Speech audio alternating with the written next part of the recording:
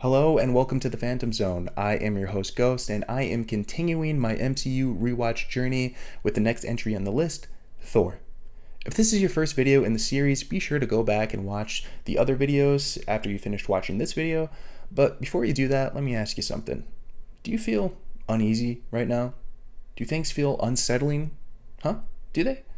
Well, that's because this is a Dutch angle. Don't worry, you'll get used to it because I know I did after watching this movie. And since we're already talking about it, I guess we'll just jump right into my review. If there's one takeaway from this movie that I remembered the most or spent the most time thinking about, it was definitely the amount of Dutch angles used in this movie. Now, if you don't know what a Dutch angle is, it's a kind of composition that is slightly off kilter so that the horizon line of the shot is not horizontal, usually to signify tonally that something is not quite right. A technique like this is usually used sparingly so that they hold more significance when actually used, but in Thor, it seems like it's used most of the time. There were multiple times in this movie where there were 2 to 3 Dutch angle shots in a row. I don't think that's necessarily a bad thing, I just find it really interesting. It's memorable. My viewing experience watching this movie is so different than any other MCU movie. It always has been. No Marvel movie up to this point or since has used Dutch angles like this or had a standout, stylized style to its cinematography. The director of photography for this movie, Harris Zambarlukos, had this to say when asked about the use of Dutch angles while speaking with The Direct. It was a hard decision to make, but it seemed to be a very simple way of showing kind of the difference between dissonance and harmony in a character or a landscape, and without much. And it seemed to work in that graphic world that the comic books had come from. And it also seemed to trace back to the German expressionist idea of delving deep into the soul and into the psyche. And Thor is a kind of mythological, modern-day interpretation of mythology. So that play, when you use it and when you don't, I think, is a very useful and interesting tool. I think we've never used it as much with Kenneth Branagh as we had in Thor, but it always comes back to us. We always feel like there's a certain moment in some films that it has its place. This is clearly a technique that he feels connected to, and this was a time in Marvel where they were okay with him expressing that through one of their films. Not to mention that this movie looks great. I think it might be one of the most well shot MCU movies, partly due to shooting on film and using a lot of real sets and locations, a fact that I've brought up on every video up until this point. Nowadays, I feel like so many shots are so pre planned in the MCU. I feel like there's this clean, polished look to a lot of shots in the MCU that come out just flat and uninteresting in the end. There hasn't really been a whole lot of stylized movies like Sin City, Scott Pilgrim vs. the World, or even The Batman in the MCU. I think the closest the MCU has gotten is this movie or Eternals. I promise this whole review isn't about Dutch angles. I just found that this was the most interesting aspect of the movie, and I've had the most to say about this. Especially Harris mentioning that Dutch angles already can work in the comics medium. I guess I never really noticed how many Dutch angles were in this movie until I rewatched it. And that's the whole reason why I'm doing this MCU rewatch in the first place. Anyway, moving on to the actual movie, I gotta say, I had a pretty fun time watching this. Another movie I've seen a bunch of times, but like the others so far, it's been quite a few years since I've actually just sat down and watched this movie from beginning to end.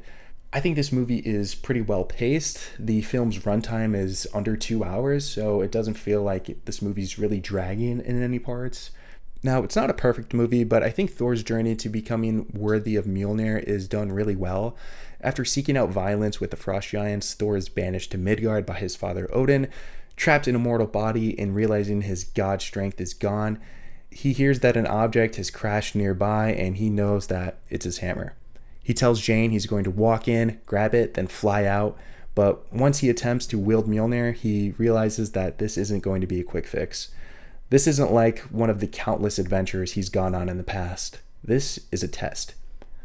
Up until this point, Thor was confident in what he needed to do with no expectation of failure. The humbling doesn't end there, though. He then gets visited by his brother Loki, who informs Thor that their father is dead, and he is now king.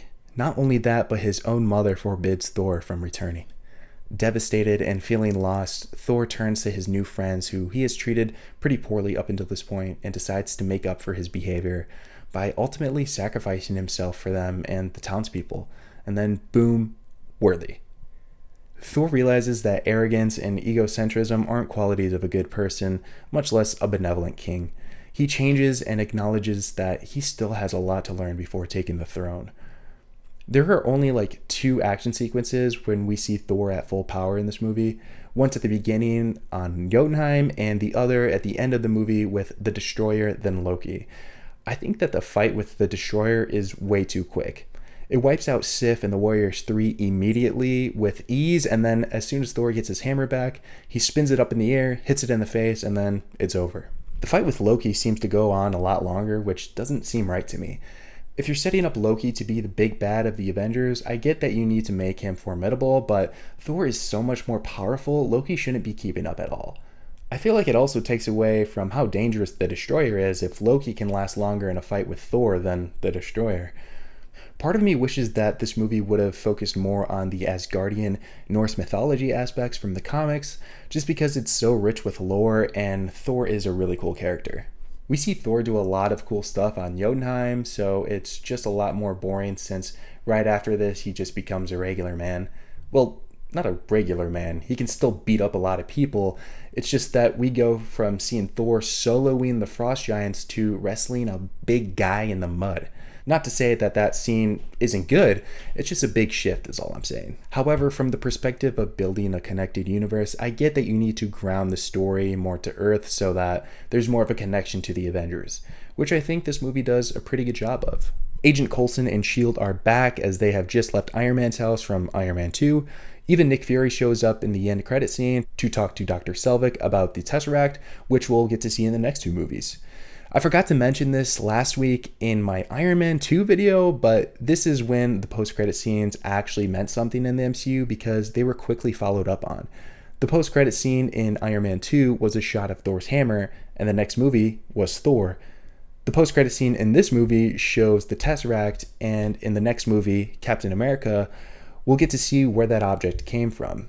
Also, we get the first look at Hawkeye in this movie, more of a cameo and not like Black Widow's role in Iron Man 2, but still a very valid attempt at building towards the Avengers. I thought it was kind of funny how Coulson says, "I need eyes up high with a gun. I need someone up in the sky with a gun," and Hawkeye reaches for a rifle, then grabs a bow, which was like literally the only thing in that cabinet that wasn't a gun.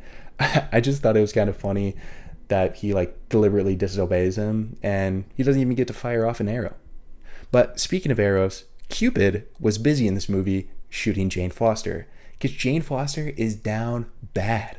Despite numerous warnings and concerned comments from her friends, she really decided to get in a van alone with this insane man who fell from the sky and who speaks strangely, all because he's hot.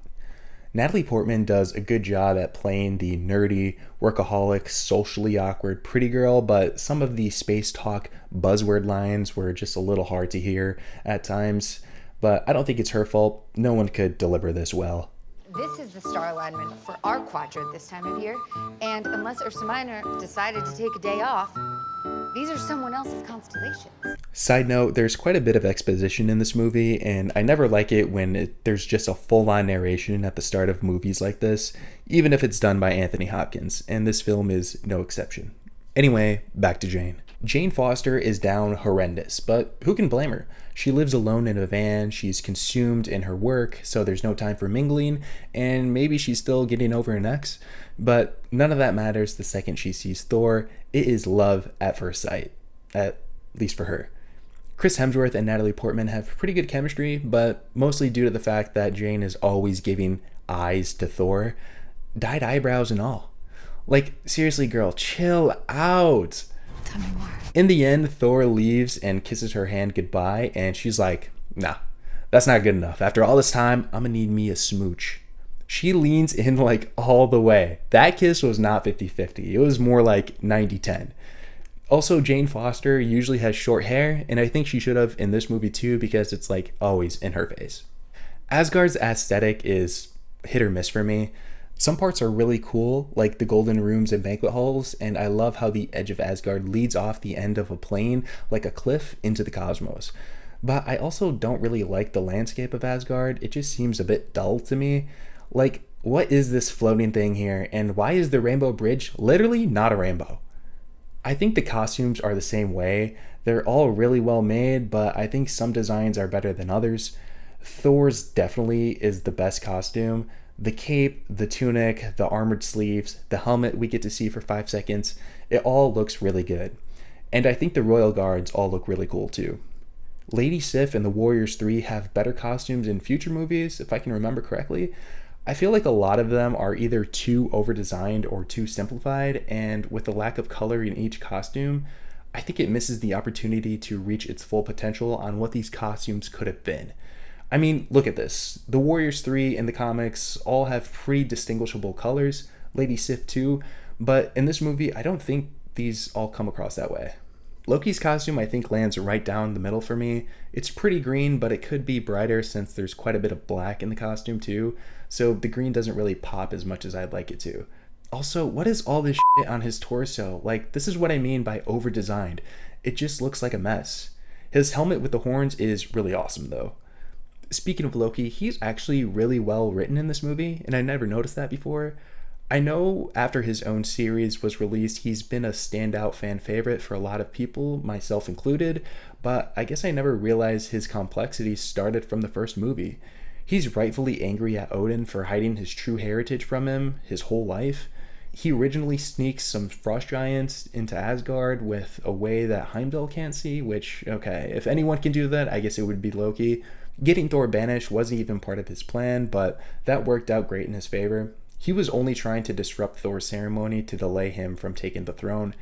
He does this because he doesn't think that Thor is fit to be king of Asgard, and at this point, he's right. Thor seeks out violence, which isn't the mark of a good king, but Loki goes too far. He thinks he would make a worthy king instead of Thor. So to prove to Odin that a frost giant would be deserving of the throne, he goes to Laufey, his real father, and promises them that he will allow them to invade Asgard, kill Odin, and take back the Casket of Ancient Winters, betraying Asgard to stay on the throne. This happens, and then Loki betrays the frost giants by killing them once they reach the throne room in an effort to look like a hero who protected Odin and Asgard from the frost giants. I think Tom Hiddleston's performance in this movie is probably the weakest out of everything he's done with his character, but I think it's still pretty good. His performance, for the most part, is pretty reserved and subtle in this movie, and as these movies continue, I think his performances get better and better. I think in Avengers, he really starts to embrace the full intensity and cunning deceptiveness of Loki, whereas in Thor, it's a lot of gagged reaction shots. Like, actually, there are a lot of shots where Thor is just getting yelled at and Loki's just like, oh, You know when one of your siblings starts talking back to your parents and you want to say something, but you don't want to get in trouble too? Yeah, Loki knows what that's like. Father. Overall, I think this is still a pretty good movie. This is in the pre-Disney era of Marvel, where each movie is a pretty sincere adaptation, but this is probably my least favorite movie that I've rewatched so far. With that said, I think that's going to do it for me on this one.